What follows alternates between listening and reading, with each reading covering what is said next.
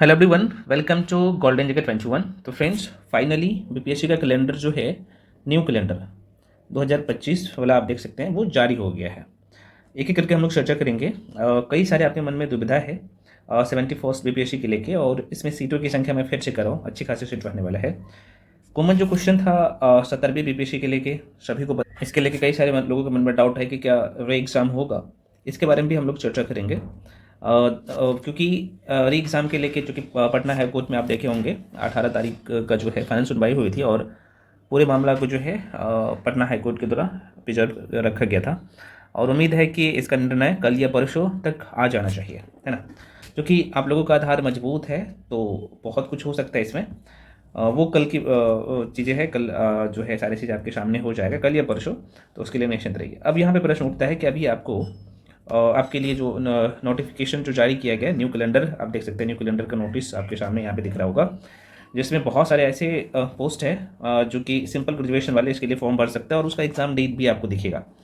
71st BPSC के लेके भी बहुत सारे लोगों के मन में दुविधा है, एक एक करके हम लोग देखते हैं, ठीक है। तो यहाँ पे कुछ लोग यहाँ पे देख रहे हैं कि जो 71वीं बीपीएससी है उसका कैलेंडर की मैं बात करूँ, तो वो चीज़ें कुछ लोग बोल रहे थे सर इसमें नहीं है।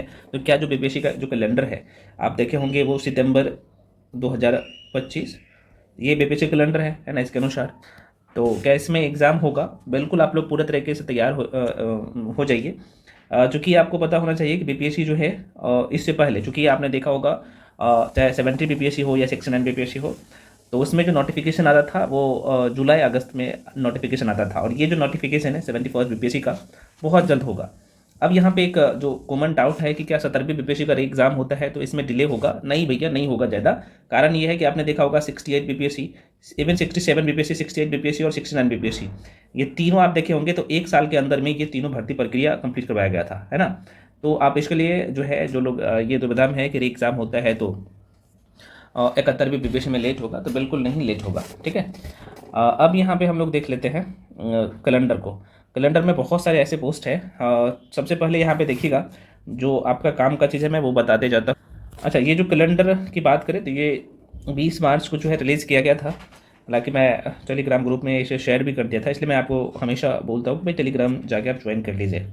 एक जो पद है यहाँ पे एएसओ का, असिस्टेंट सेक्शन ऑफिसर का, इसके लेके भी कुछ लोगों का मन में दुविधा है। क्या ये जो है भर्ती प्रक्रिया है, उसका जो एग्ज़ाम डेट दिया गया मैं आपको दिखा देता हूँ। ये जो आप देख सकते हैं 12 नंबर पे, ठीक है। यहाँ पे मैं थोड़ा सा जूम कर लेता हूँ। इसमें सीटों की संख्या आप देख सकते हैं 41 पोस्ट है, और मैं फिर से कर रहा हूँ, इसमें जो लोग सिंपल ग्रेजुएशन है इसके लिए फॉर्म भर सकते हैं।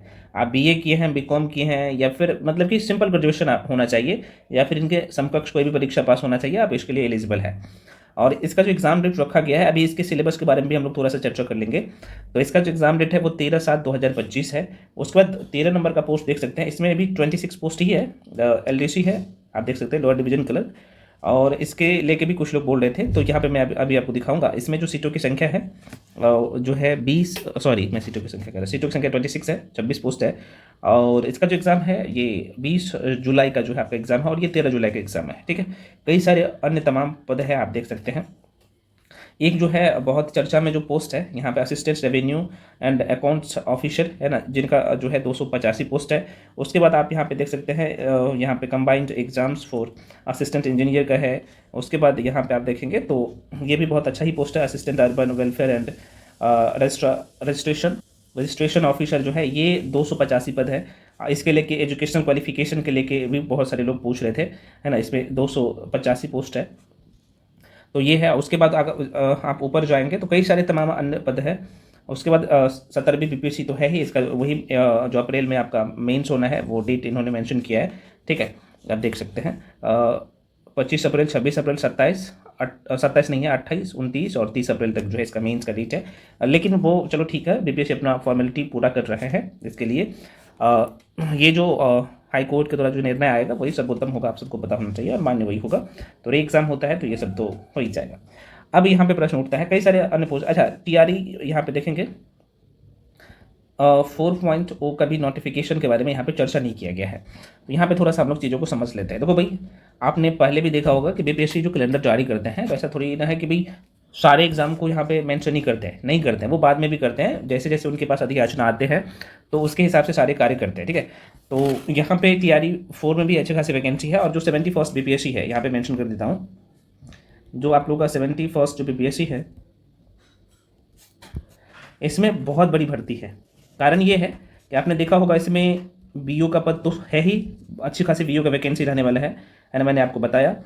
उसके बाद बीओ के अलावा आप देखेंगे तो बीसीओ का पद यहाँ पे है, 502 पद है। उसके बाद जो है ब्लॉक माइनॉरिटी वेलफेयर ऑफिसर का जो पद है वो भी 459 पद है। उसके बाद आप देखेंगे तो सीटीओ का, बहुत सारे लोग ये थे कि सीटीओ का पद इसमें रहेगा कि नहीं रहेगा, भाई बम्पर भर्ती सीटीओ का भी रहने वाला है। उसके बाद यहाँ पे एक पद जिनका चर्चा आप लोग का है एसडीएम का और डीएसपी का, है ना, और डीवाईएसपी का, भाई इसका भी इसमें पद शामिल होगा, है ना। इसके बारे में बहुत सारी चीज़ें बता चुका हूँ पहले भी, तो भाई आप लोग इस दुविधा में मत रहिए कि 71st बीपीएससी जो है वो सितंबर की मैं बात करूँ तो सितंबर का कैलेंडर को फॉलो नहीं करेगा, पहली बात। अब आप प्रश्न उठता है आप लोगों का कि भाई अभी आपको क्या करना चाहिए, अभी आपको पढ़ना है। क्योंकि बीपीएससी की मैं बात कर लूँ तो आपके सामने मैं बात कर लूँ तो आपके सामने से भाई देखा जाए तो वो जनवरी निकल गया, 1 मिनट रुक चाहिए, तो जनवरी आपके हाथ से निकल गया, फरवरी भी आपके हाथ से निकल गया, मार्च भी आपके हाथ से निकल गया। अब बचा क्या है ज़रा सा देख लीजिएगा, अप्रैल बचा है,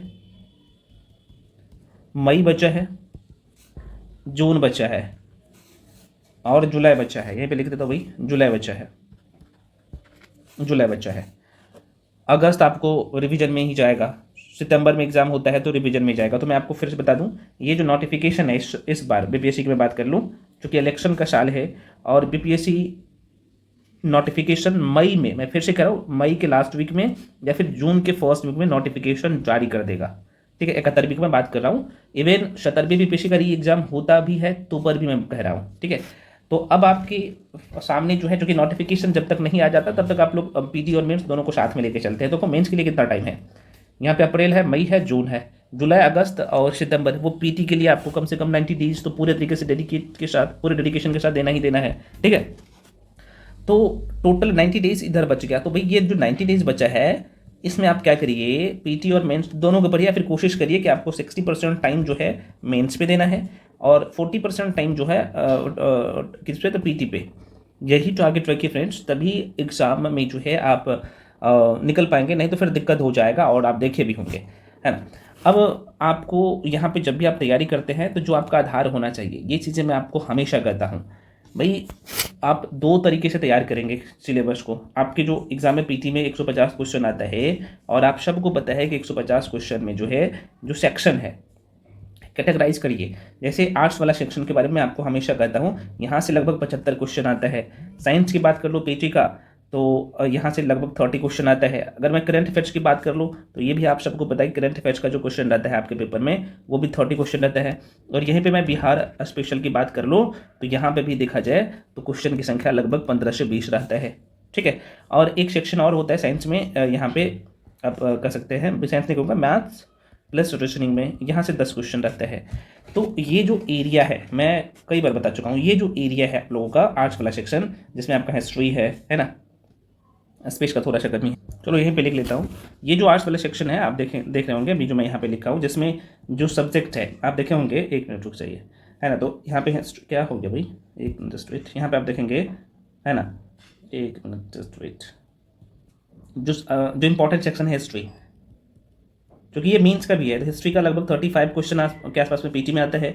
दूसरा जो सब्जेक्ट है आप लोग का जो है पोल साइंस, मेंस का सेक्शन है ये भी, है ना।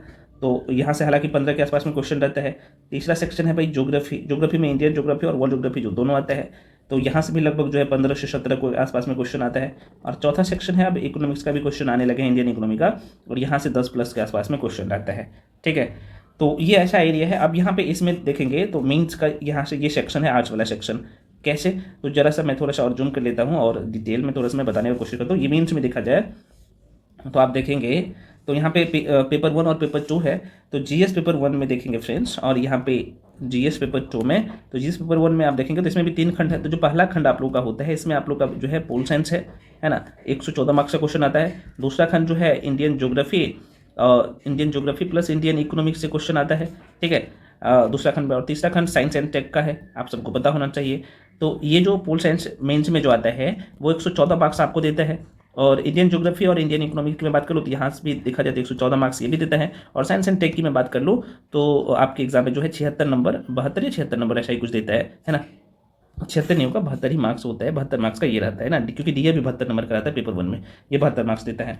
अगर मैं यहाँ पे जीएस पेपर 1 की बात कर लूँ तो जो पहला खंड आप लोग का होता है उसमें एक तो modern history plus art and culture का रहता है ना। आर्ट एंड कल्चर का क्वेश्चन आता है, आर्ट एंड कल्चर, और ये मार्क्स रहता है 114 मार्क्स का। दूसरा खंड होता है भाई आईआर का या फिर कह सकते हैं करंट अफेयर्स का, जो कि 114 मार्क्स रहता है। और जो तीसरा खंड होता है आप लोग का वो होता है डीए का, डाटा इंटरप्रिटेशन का। तो आप यहाँ पे सीधे तौर पर देख सकते हैं जो आर्ट्स वाला सेक्शन जो मैं आपको बताया लगभग जो है 70 से 75 क्वेश्चन आता है पीटी में, वो मेंस का तो जड़ है, इसी पे मेंस टिका हुआ है। तो इसलिए जब भी आप तैयारी करते हैं तो इन चीज़ों को माइंड में रखकर तैयारी करिए, बहुत ज़्यादा आपके पास टाइम नहीं है ना। हालांकि हम भी आपके लिए 71st बीपीएससी के लिए क्लास चल रहा है, और जो लोग इच्छुक है तो बैच में जुड़ के पढ़ सकते हैं। बहुत ज़्यादा अब आपके पास टाइम नहीं बचा हुआ है, या फिर खुद से जो सेल्फ स्टडी भी कर रहे हो तो भाई आप तैयारी में लग जाओ।